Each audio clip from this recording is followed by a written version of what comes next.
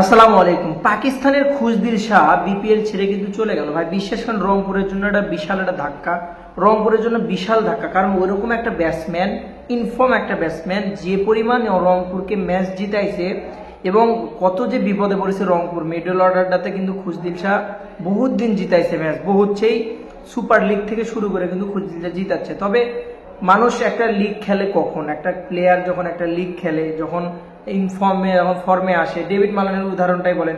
একসময় David Malan কিন্তু দলে চান্স পাচ্ছিল না, বিপিএল খেলার পর সর্বোচ্চ রান স্কোরার হয়েছিল।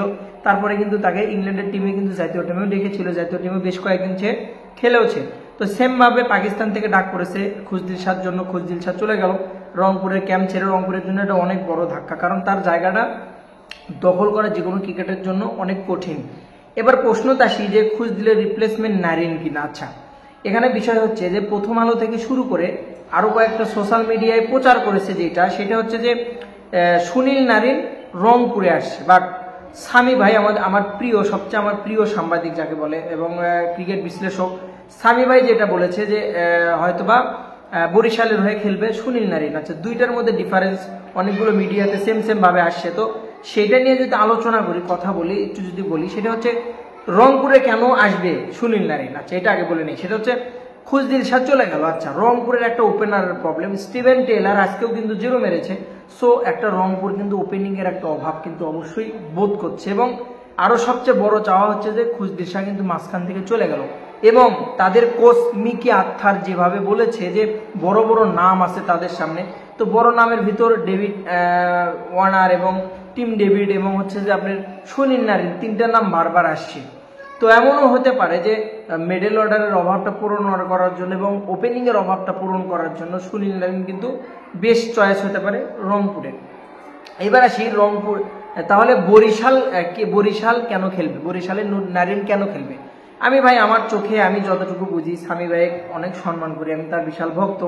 তবে আমি বরিশালের মিডল অর্ডারে আমি হয়তোবা নারিনকে দেখছি না। কারণ ওপেনিং এর ওপেনিং এ ধরেন তামিম ইকবাল, ফিস্ট, ডেভিড মালান অন ডাউন খেলতেছে, বাট ওপেনিং এর তহিদ হৃদয় খেলতেছে। হ্যাঁ, এখনো ফিস্ট তাদের ওপেনার নাই, তবে লর্ড শান্ত কিন্তু তাদের ওপেনার আছে। অর্থাৎ অলরেডি 4টা ওপেনার কিন্তু আপনার হচ্ছে যে বরিশালের টিমে আছে। যদি নারিনকে নেয় অবশ্যই তাকে মিডল অর্ডারে খেলাবে, ওপেনিং এ তামিম ইকবাল কখনোই নামবে না।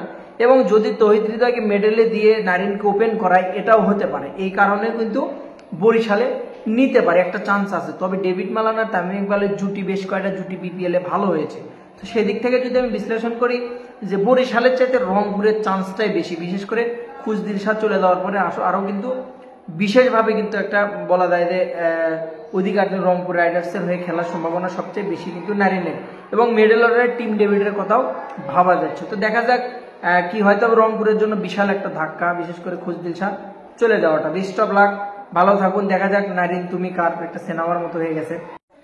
নারিনের বিষয়ে যা কিছু বললাম সবকিছু মিলাই একটাই সলিউশন হবে, যদি আইএল টি20তে নারিনের টিম আবুধাবি নাইট রাইডার যদি কোয়ালিফাই করে তাহলে সে আসবে না, আর যদি কোয়ালিফাই না করে তবেই সে আসবে। সো এখনই এটা নিয়ে এত আলোচনার কোনো দরকার নেই। অবশ্যই টিম যদি কোয়ালিফাই করে সে আসবে না। সো অবশ্যই হয়তোবা টিমগুলো কোয়ালিফাই প্লে অফে অবশ্যই চেষ্টা করবে তাকে নিয়ে আসার জন্য। বেস্ট অফ লাক, ভালো থাকুন, সালাম আলাইকুম।